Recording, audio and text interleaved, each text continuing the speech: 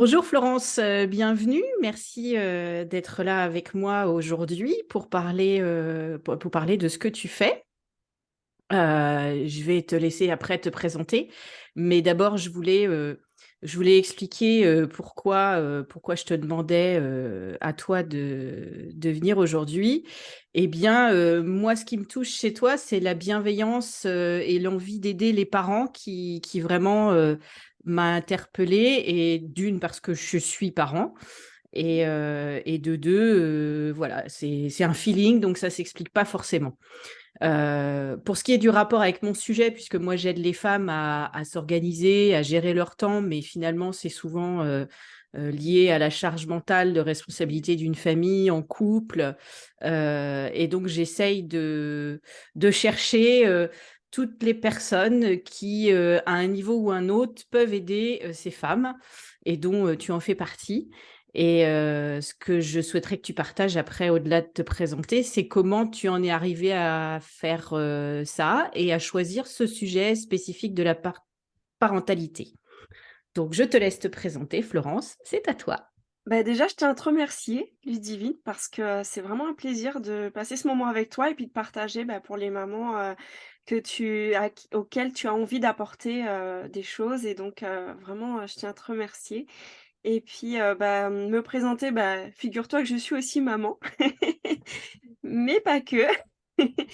J'ai 41 ans, j'habite en région parisienne avec, mon mari, nos 3 enfants qui ont 13 ans et demi, bientôt 12 ce mois-ci et 2 ans et demi et je vais me présenter tout en racontant un peu comment, je suis devenue coach puisque c'est aussi ta question, donc comme ça vous allez en savoir un peu plus tout en racontant cette histoire. Je suis devenue coach parce que ça part déjà de mon histoire. Il y a un moment donné, moi, je me suis retrouvée épuisée avec mes 2 premiers enfants en bas âge. Je travaillais dans une grande entreprise, donc la charge mentale dont tu parles, j'ai bien connu, surtout que j'habite en région parisienne et là, ceux qui prennent que tu prennes le RER ou la voiture, tu peux en avoir, quand tu es en banlieue, la grande banlieue, tu peux avoir entre 2 heures et demie, 3 heures de trajet par jour. Donc ça rajoute, dans l'amplitude horaire les 24 heures qui ne sont pas extensibles, hein et à ce moment-là, j'avais mon aîné qui me faisait pas mal de crises et donc j'ai cherché des solutions comme beaucoup de parents, hein. J'ai lu des livres, des vidéos, je fais des ateliers. Tout ça m'a bien aidée, mais quand j'y arrivais pas, je culpabilisais parce qu'en plus je savais, tu vois, ce qu'il faut faire. Et en fait, je me suis il y a eu 2 moments où, j'ai eu un déclic. Le premier, c'est quand, mon couple était au bord de la rupture. Donc comme je sais que tu as à cœur le D'accord. couple aussi, Mm. et à ce moment-là, la meilleure m la chose qui m'est arrivée, c'est que finalement, je me suis reconnectée à moi parce que j'ai démarré une thérapie, d'abord avec mon mari, puis seule et en fait, améliorer notre relation de couple, ça a eu un effet bénéfique sur les enfants parce que mes enfants, il y avait des petites crises, hein. On dit le terrible tout ça, oui, c'est vrai qu'il y a la phase un peu, du développement de l'enfant qui passe par de l'opposition et cetera.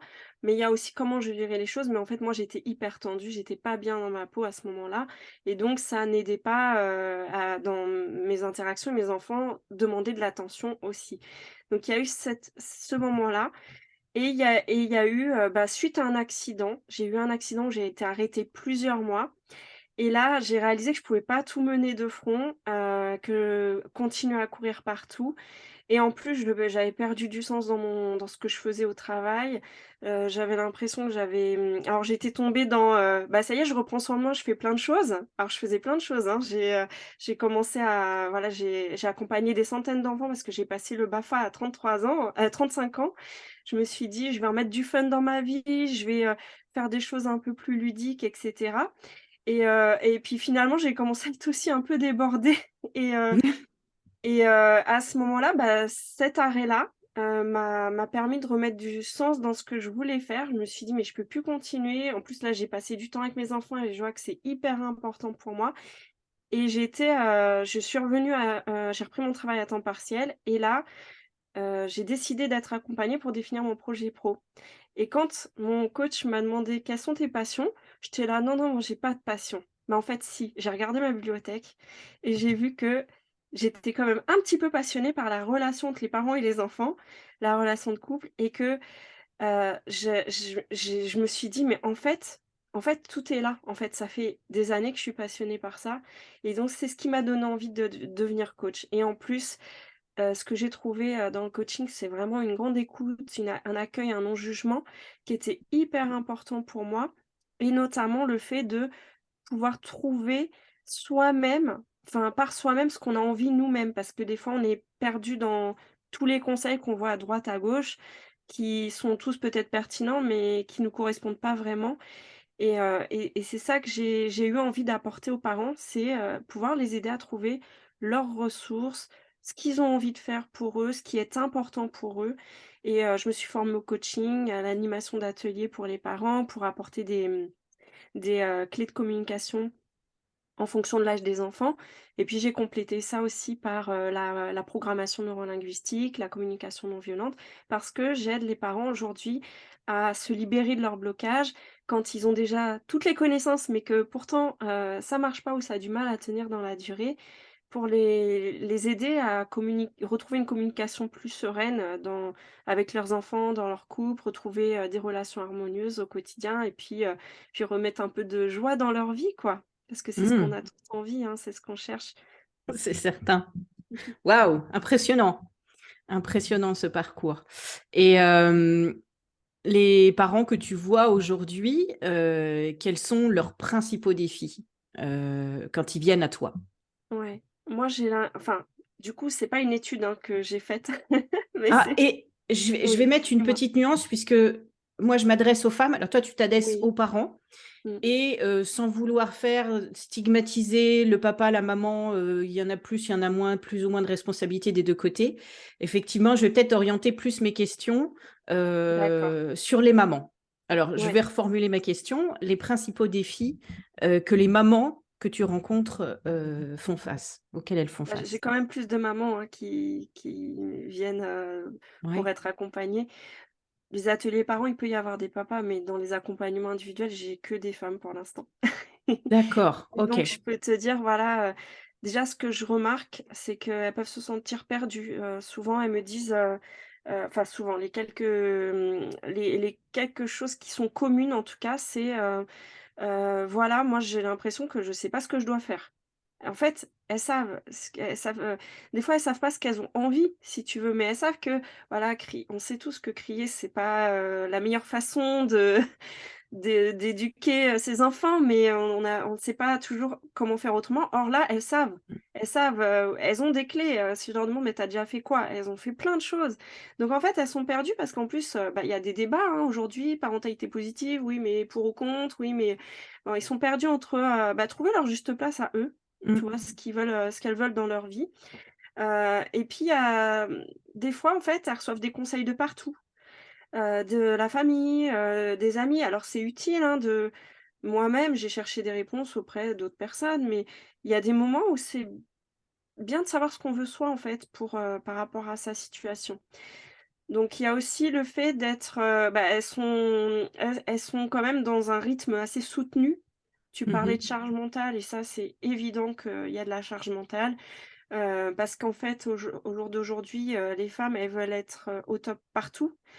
Il y a dans le travail parce que les femmes, elles font des boulots à responsabilité ou alors elles sont très impliquées dans ce qu'elles font. Elles veulent se développer, hein, aussi à travers leur travail, s'épanouir dans leur travail, mais en même temps, elles veulent être présentes dans leur famille, elles veulent passer du temps avec leurs enfants, elles ont il y a les obligations un peu sociales et familiales parce qu'aujourd'hui, voilà, faut développer, enfin, faut avoir, voilà, un cercle, social, sinon, tu as l'impression que tu passes à côté de ta vie, tu vois un petit peu? Donc elles veulent tout faire alors qu'elles font déjà tout Ouais et elles voudraient en faire et puis c'est plus? pas assez, tu vois? C'est pas assez. C'est-à-dire Mmh.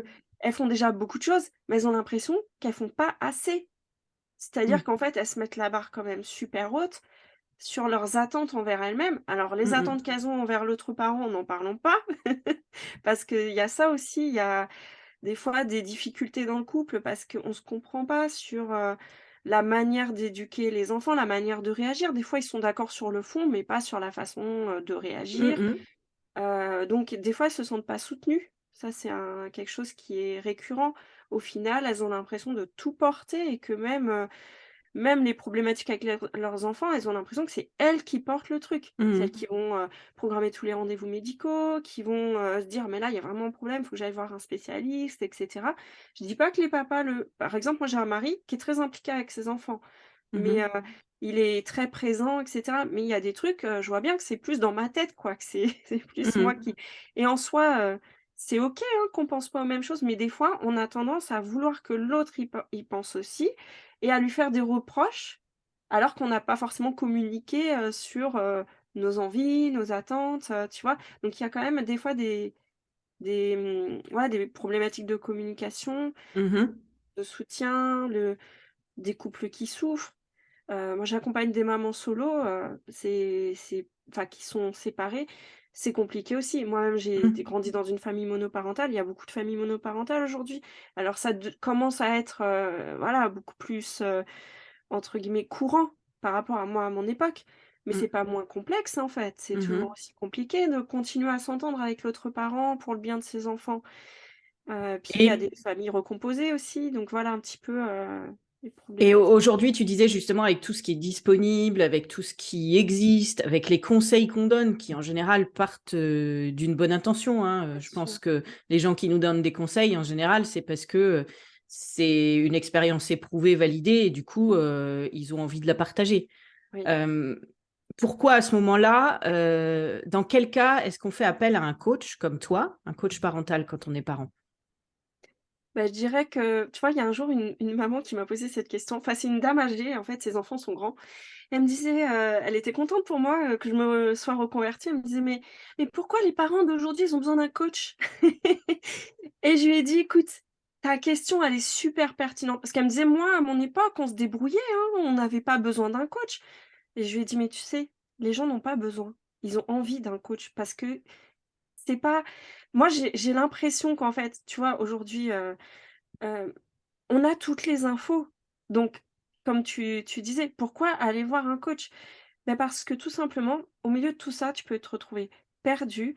On a beaucoup de connaissances sur le développement de l'enfant, sur les risques, tu vois, liés, à la maltraitance, ça, mais du coup, dès qu'on fait un pas de travers, en fait, on s'en veut vachement. On culpabilise, les mamans culpabilisent de: «Ah voilà, j'ai crié sur mon enfant, qu'est-ce qui va se passer?» J'ai des mamans qui m'ont dit, «J'ai peur des conséquences, des séquelles qu'il pourrait avoir plus tard». On en est là, Mmh. tu vois? Parce qu'elles se disent, «Bah là, moi, en ce moment, je crie tous les jours, je sais pas comment en sortir». Donc en fait, ils se retrouvent juste démunis avec leurs propres émotions. Ils se disent: «Peut-être que là, j'ai été trop gentil, peut-être que là, j'ai pas été assez ferme. Ah là, ouais, mais non, je peux pas». En fait, tu vois, en fait, ils savent des fois ce qu'ils voudraient. Ils voudraient éduquer de manière bienveillante, mais ils y arrivent pas toujours. Mmh. Et en fait, à ce moment-là, je pense que c'est utile de prendre juste un temps pour se poser. Parce que Mmh. qui prend un temps pour se poser dans sa semaine pour réfléchir à comment je sors du cercle vicieux? Tu vois?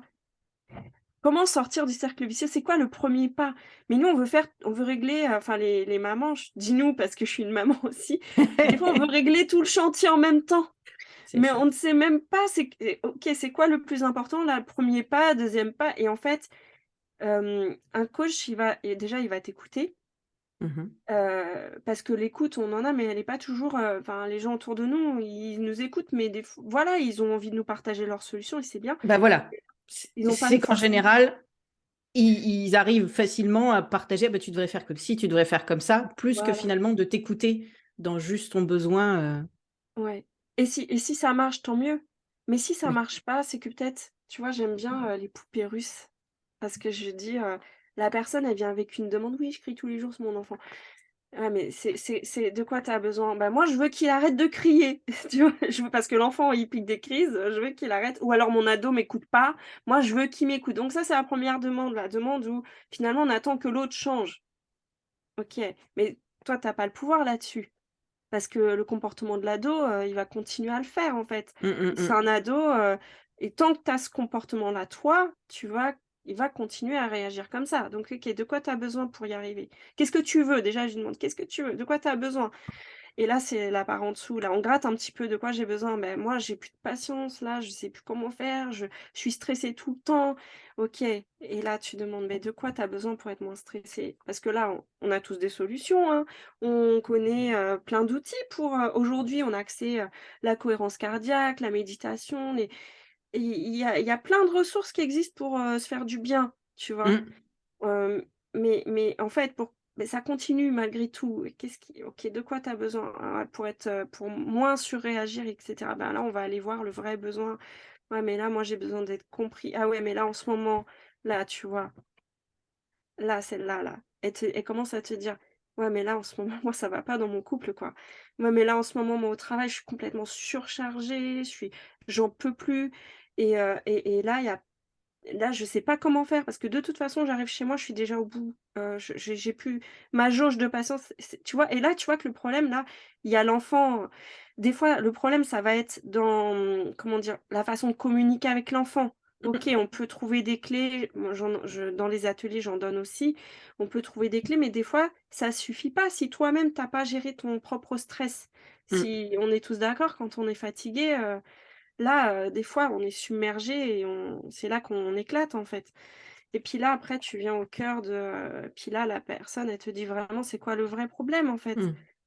Et et des fois, c'est pas forcément, que, le couple, ça va pas ou quoi, mais des fois, on n'a juste pas identifié la vraie cause. On se dit: «Mon enfant, voilà, il veut pas faire ses devoirs et cetera». Mais l'enfant, il peut avoir un trouble ou quoi, mais qu'est-ce qui fait que là, du coup, toi, tu te charges des devoirs? Ouais, mais si c'est pas moi qui va aider, en fait, il y a peut-être d'autres solutions. Mmh mh. Ouais, mais on n'est pas prêt des fois à dépenser de l'argent, des fois l'autre parent n'est pas d'accord.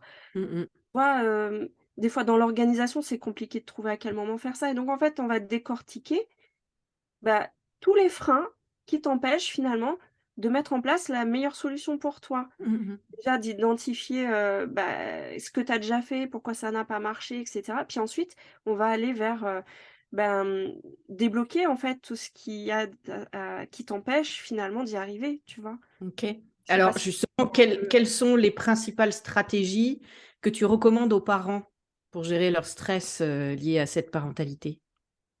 alors évidemment, hein, je vais dire comme tous les professionnels, bah, de prendre soin de soi. Moi, c'est la première chose qu'on m'a dite, ça m'a été un électrochoc quand tu m'as dit: «Mais ouais, mais tu t'es un peu oubliée», j'étais: «Ah bah oui, mais c'est normal». Alors quand on a un bébé de 6 mois, c'est normal qu'il prenne tout l'espace mental, hein, on est Mmh. d'accord. Des fois, on veut Et l'espace l'équilibre, physique, c'est oui, pas l'espace gros, physique mais tout ce juste. qu'il faut pour ce bébé de 6 mois prend un espace monstre. Bah oui, je suis d'accord et puis après, bah, il y a quand il grandit, si on voit que ça continue, c'est déjà de voir est-ce que soi-même on est bien déjà là en ce moment, bah, prendre soin de soi pour moi c'est élémentaire parce qu'on tu connais, la métaphore de l'hôtesse de l'air Mmh. avec le Non. masque à oxygène?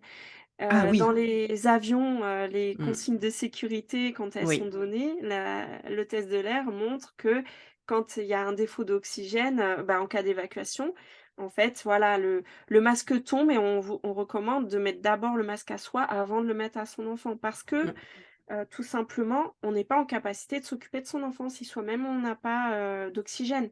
Ouais. Et donc quand on sent que la tension monte et qu'on explose, à ce moment-là, en fait, même avant, si on arrive à identifier les signes qu'on va exploser, c'est de prendre soin de soi. Tu vois? Là, il y a la prendre soin de soi au quotidien, on est d'accord on devrait tous faire du sport, se relâcher la pression. Au quotidien, déjà, mais éliminer les sources de stress. Si on peut pas changer de boulot, il y a peut-être des alternatives, tu vois? On peut trouver, comment, peut-être voilà, trouver des choses qui vont nous faire du bien, en tout cas identifier là où ça nous génère du stress pour, mettre en Mmh place mh. des choses. Mais il y a aussi, bah, quand c'est la crise là, comment on prend soin de soi à ce moment-là? Est-ce qu'on continue à être dans le mur là, ou comment on arrive à s'extraire pour refaire baisser la pression, être en capacité de réagir avec son enfant? Parce que pour l'aider lui, parce que son enfant il a un cerveau là il est submergé par ses émotions, mais pour l'aider lui, il faut déjà que nous-mêmes on soit bien.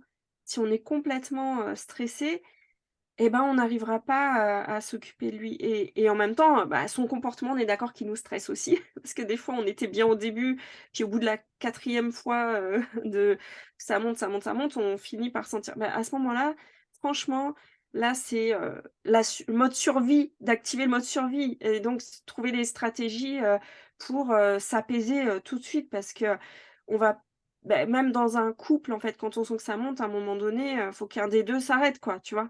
Faut qu'un des 2 dise: «Non mais là on arrête, on ça marche pas» et donc pour donner des idées concrètes, c'est, de par exemple, de sortir respirer, tu vois? Si son enfant est tout petit, on peut quand même ouvrir la fenêtre, respirer, aller, boire un verre d'eau, tu vois? Si on peut pas le laisser tout seul, on peut quand même trouver quelque chose. Passer le relais si l'autre parent est là, mais ça implique de se mettre d'accord avec l'autre parent que c'est pas pour que ce soit pire, parce que des fois, c'est on passe le relais puis l'autre il fait pire. Je connais. Et et ça te fait sourire, je Ah, vois. ouais, c'est des Ça te exemples qui rappelle me des trucs, reviennent. non? Ouais, ouais, exactement. Je sais bien. Mais du coup, ça implique de communiquer aussi dans le Et couple, oui. chercher l'unité dans le couple. Alors, c'est facile à dire comme ça, mais c'est pas quand on est en train de se disputer qu'on trouve les ressources. On va dire que la dispute permet de faire émerger qu'il y a un problème. Mmh. Mais après, c'est à tête reposée de se dire: «Bon OK, mais alors maintenant on fait quoi?» Tu vois, j'ai une cliente, que j'ai accompagnée, elle était vraiment contente à la fin de l'accompagnement de se dire: «Attends, moi je suis venue, par rapport à mon enfant, déjà ça va mieux, mais aussi j'ai trouvé plus» parce que là, on a fait plusieurs sessions, pour parler de comment elle communique dans son couple, comment elle arrive parce qu'elle intervenait beaucoup en fait quand, le papa s'occupait de son enfant et mais parce qu'elle avait vraiment des raisons. Elle sentait sa limite était atteinte, elle pouvait pas s'empêcher d'intervenir.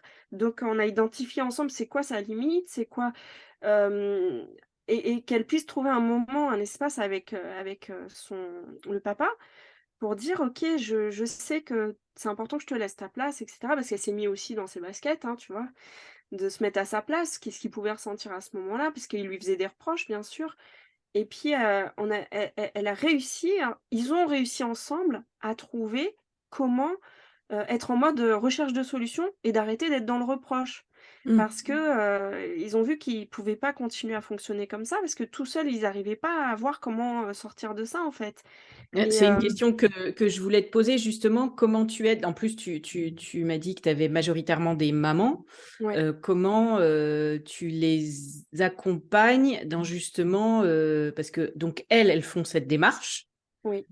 en solo, presque, j'ai envie de dire. Et comment est-ce que tu arrives, entre guillemets, à leur faire rattraper avec leur mari? Est-ce que tu commences par ça, la relation de couple, pour te baser dessus? Ou tu commences par la relation avec l'enfant? Alors, tu vois, ça dépend où on en est, hein, dans l'accompagnement, mais quand on vient à parler du couple, bah, je dis, tu là, je pense qu'il y a un sujet. Mmh. Donc c'est sûr qu'au départ, les premières fois, on va déjà faire un état des lieux de toutes les situations qui posent problème et ça pose problème avec qui? C'est qu'avec Mmh. l'enfant, quand tu es tout seul avec? Est-ce que, bah, déjà, avec l'autre parent, ça se passe comment? Tu vois? Et si je vois que bah, déjà, en fait, elle en parle, hein, déjà, les crises en général dans les situations qui sont identifiées, la maman, elle en parle quand, voilà, en plus, il y a les disputes dans le couple et donc là, il y a, parce que p par exemple, on va revoir un petit peu dans la communication, même avec l'enfant, bah, il faut se mettre d'accord sur qu'est-ce qu'on veut, tu vois? Il y a des fois des règles qui sont pas très claires. Donc je les invite à faire déjà des points ensemble avec l'autre parent Mmh. pour, voir, bah, se mettre d'accord sur, un fonctionnement qui dans certaines situations, les situations problématiques, ça sert à rien que la maman mette en place des choses si l'autre parent, il est pas d'accord, tu vois? Ça va pas marcher. En Mmh. fait, on va identifier, bah, les points bloquants parce qu'il y a rien de pire qu'une maman, tu vois, je sais pas si ça t'est arrivé, mais moi quand je lisais des livres sur l'éducation, j'étais là, j'avais envie de faire, des choses et puis, derrière tu as l'autre qui dit: «Mais tu es trop gentil, non mais là, faut pas genre» et du coup ils sont pas d'accord en fait et Mmh devant mh. l'enfant. Donc au final, d'en parler, comment on fonctionne ensemble, pour moi c'est hyper important Mmh. ou alors même de mettre à la lumière un peu les vrais sujets aussi, du couple. Qu'est-ce qui fait qu'il y a pas d'unité ensemble? Donc comment je les accompagne? Ça va être déjà des sessions pour, décortiquer un peu les situations qui posent problème dans le couple, Mmh mh. et puis aussi, donner, des missions à faire ensemble, en fait. Et D'accord. là, généralement, l'autre parent, bah, c'est aussi arriver à communiquer avec lui sur, «Ouais, mais là, moi, j'ai là, c'est important pour moi», tu vois? Qu'on avance là-dessus parce que, il y en a, peuvent être un peu réfractaires et cetera. Mais dire: «Bah, OK, arriver à le mettre aussi devant ses responsabilités. OK, mais du coup, on continue comme ça ou tu Mmh. vois bien que là, il y a un problème, toi, tu veux pas que j'intervienne, mais moi, ça, c'est trop pour moi. Donc qu'est-ce qu'on fait? Du coup, qu'est-ce que tu proposes si tu veux pas qu'on travaille ensemble là-dessus?» Tu vois? Et c'est pas toujours facile à faire, comme ça, donc on va aussi voir la communication, comment communiquer ses besoins à l'autre, Mmh. tu vois? Alors, justement, quels sont les principaux enseignements que tu veux que les parents retiennent de ton coaching? Eh bien, déjà qu'on avance un pas à la fois, hein. Quand un éléphant est trop énorme là, on va pas, manger l'éléphant en tout entier, tu vois? Mmh. On va le découper en morceaux. Donc un accompagnement, c'est c'est pas une session où ça y est, tu as tout réglé. Moi, j'ai pas de baguette magique, tu vois? Donc l'accompagnement, ça va être on va faire l'état des lieux et on va voir par quoi commencer et on va avancer ensemble pas à pas, tu vois? On va prendre chaque situation pas à pas. Parce que un fonctionnement qu'il y a depuis des mois, des années, ça se résout pas, en 5 minutes, tu vois? Donc et puis en plus, il y a plusieurs causes, plusieurs facteurs. Donc ce que je veux qu'ils retiennent, c'est que c'est OK de prendre du temps pour ça, tu vois? On a du temps, mais on va aussi, identifier, les freins parce que, tu vois, tu disais la charge mentale, c'est une des objections, ouais, mais je sais pas quand, je vais pouvoir, faire les choses et cetera. Sauf que, gérer des crises au quotidien, ça prend de l'énergie, ça prend du temps Mmh. et vaut mieux passer du temps à réfléchir là-dessus, sur ce qu'on veut à la place, comment on peut y arriver et trouver comment faire, plutôt que de passer des heures et toutes ces soirées à se disputer, à s'énerver et cetera. Donc tu vois, c'est qu'à un moment, c'est de se dire: «OK, ce temps investi va m'en faire gagner par la suite Mmh. et en plus, va me redonner de l'énergie» parce que tiens, je te l'ai pas dit, mais dans les problématiques, les parents sont souvent épuisés, en fait, Ouais. à vivre tout ça, donc ils sont fatigués. Donc c'est en fait, c'est que en réglant tout ça, non seulement ça va améliorer les niveaux d'énergie, ça va améliorer la relation avec son enfant, parce que du coup, on va vivre des choses quand même beaucoup plus sympas, plus agréables. Donc on va aussi, parler de tout ça dans l'accompagnement parce qu'à la fin, on va voir qu'est-ce que OK, maintenant qu'on a enlevé un peu les des crises de tempête là, qu'est-ce qu'on remet à la place, tu vois? Qu'est-ce qui est plutôt qu'est-ce qu'on a envie de vivre ensemble, tu Mmh. vois? Et on le fait un petit peu tout le long parce que, il y a déjà des choses qui bougent, là-dessus, mais d'abord on se focalise sur OK, on enlève un peu, les tensions. Enfin, c'est même pas un peu, tu vois? Faut faire Mmh. attention aux mots. On diminue les tensions. Je donne des clés pour, des tensions, on en aura peut-être toujours, tu vois? Mmh. Mais comment on gère à ce moment-là? Comment on communique, ses besoins avec l'autre? Comment on gère son propre stress quand on est sous stress, sous pression? Et ensuite, qu'est-ce qu'on a envie de vivre ensemble? Et on revoit un peu la vision, en fait, de la famille, quoi. Comment on veut, fonctionner ensemble et puis, trouver, des choses qui nous font du bien Mmh et que mh. c'est pas juste, c'est pas juste, être parent, c'est pas juste le plus dur métier du monde, tu vois? Parce que ça, on dit Tu souvent l'entends? ça, mais c'est aussi, ça peut être source de joie et oui, je j'ai pas la prétention, de vouloir régler toutes les crises du monde, c'est pas possible. Il y en aura des crises, mais c'est de se dire: «OK, chaque crise, c'est en fait, c'est juste un message qui te dit: "Là, il y Mmh. a un truc qui va pas, soit pour moi, soit pour mon enfant"» et en fait, de le prendre de manière tout à fait, normale, en fait, enfin, je sais pas si c'est Mmh. le mot, mais tout à fait normal de se dire: «OK, il y a des crises et what else, quoi?» Dédramatiser Je quelque part. voilà, c'est sûr que quand il y en a beaucoup, beaucoup, là, là, voilà, on a besoin vraiment de faire un travail là-dessus, mais ensuite, d'avoir les clés pour se dire: «OK, bah, les prochains conflits, bah, j'en ai plus peur, je sais comment gérer, je sais comment faire face». Si tu pouvais donner 3 conseils rapides là aux mamans qui se sentent dépassées ou découragées dans leur rôle Mmh.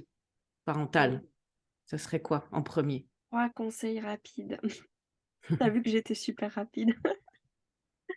Alors 3 conseils pour dédramatiser. Bah, déjà de se dire que les crises sont c'est les comportements de soi ou de son enfant sont juste un signal en fait à écouter, qu'il y Ouais. a un truc qui va pas et que c'est essentiel de l'écouter, sinon on continue comme ça, on va dans le mur et que si on parce qu'il y a des gens qui crient tout le temps, mais ça leur pose pas de problème. Je sais pas Mmh. si tu en connais, mais il y en a, c'est leur fonctionnement de crier au quotidien et ils sont OK avec ça, tu vois?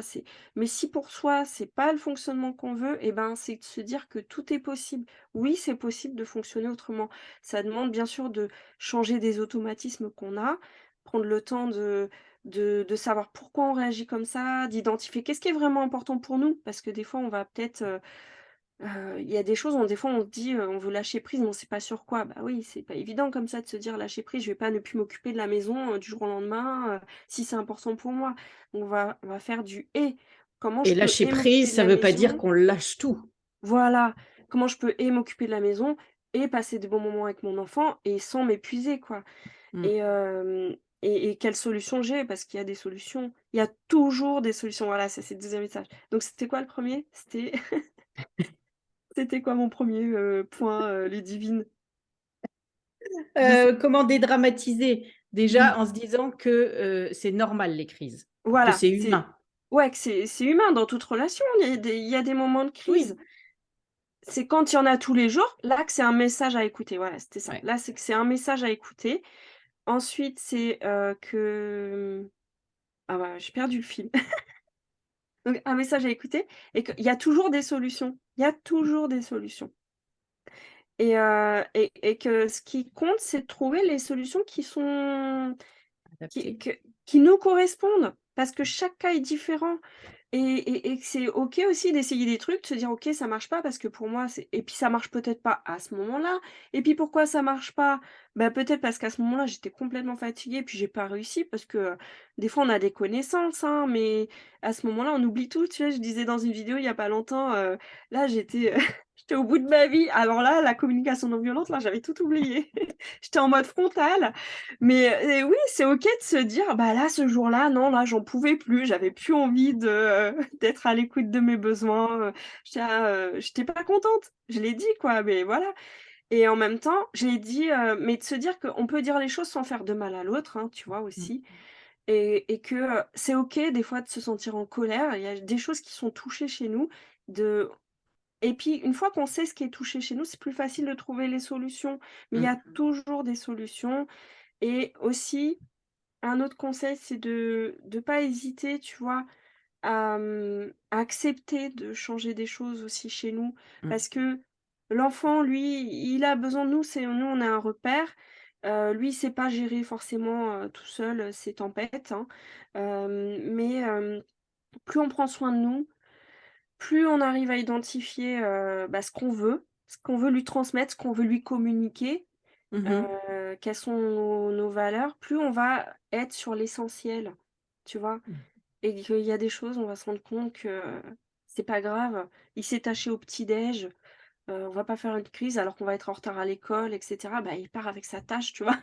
À un Tiens, moment bah, donné, le rapport justement, au regard des autres, tiens, il y a ça aussi, le regard des autres, c'est ça il y mmh, a tiens, je te l'ai pas dit au début, mais il y a ça aussi dans les défis que les parents, c'est le regard des autres. Ils se mettent le beaucoup regard de des autres. pression Ouais. par rapport aux autres. Ouais. Alors justement, avec ce regard des autres, comment tu arrives à encourager ces mamans à prendre du temps pour elles? Justement, parce que souvent il y Mmh. a de la culpabilité, liée à ce que pourraient penser les autres. D'abord elles-mêmes, Ah oui. s'autoriser et après de se dire: «Si moi je m'autorise, qu'est-ce qu'on va penser si tiens, pour une fois je prends un après-midi et je m'occupe pas de mes enfants, je les laisse au papa?» Ouais. Ou pire, je prends une RTT pour moi, tu imagines? Je prends une Ah RTT, mes enfants vont au centre de loisirs. Non mais tu te rends compte? ouais et je ne passe pas ma journée à faire le ménage. Ouais, ouais, ouais, ouais. Je dirais, une question que j'aime bien, tu dirais quoi à ta meilleure amie? qui te Mmh. dit qu'elle est épuisée en ce moment. Tu vois, des fois de sortir de soi là, c'est-à-dire mais tu verrais si tu voyais une amie dans l'état où elle est, tu me dis que tu es comme ça, comme ça, comme ça, comme ça, qu'est-ce que tu lui dirais? Ouais. Parce que pour le coup, il y a des conseils qui sont bons à écouter, hein. Mmh mh. Tu lui dirais quoi? Est-ce que ce serait grave si elle prend une journée pour elle? Non, je lui dirais: «Bah, vas-y fonce, fais-toi du Mmh. bien». Il y a aucune maman qui va me dire: «Non, non, non, non, prends pas ta journée, tu te rends compte, ton ménage va pas être fait». Non, il y a aucune maman qui va dire ça, en fait. Mmh. Mais pourquoi on se l'autorise pas à soi? Bah, parce que là, il y a des peurs derrière. Ouais, j'ai Mmh. peur qu'on dise que je sois feignante, j'ai peur qu'on dise que et c'est être feignant d'après toi? Est-ce que ton ménage, tu vas pas finir à le faire? C'est être feignant que de vouloir, juste, souffler parce que sinon tu vas passer ta soirée à crier sur tes enfants? Bah, non, là, et puis c'est quoi être feignant? C'est quelqu'un qui va jamais rien faire, qui va rester tout le temps allongé sur son lit, tout le temps alors qu'il est en très bonne santé et cetera. Est-ce que c'est ton cas? Bah, non, c'est pas mon cas, non. Non, tu vas prendre ta journée, après tu vas faire ton ménage. Mmh. Bon, bah, OK. Est-ce que c'est pas mieux une maman qui est reposée, et qui fait son ménage et puis limite, elle a de l'énergie pour dire: «Allez, on fait tous le ménage ensemble», plutôt qu'une maman qui s'énerve parce qu'elle a jamais soufflé et puis, enfin je dis ça, on fait tous le ménage ensemble, on en rêve tous, hein, mais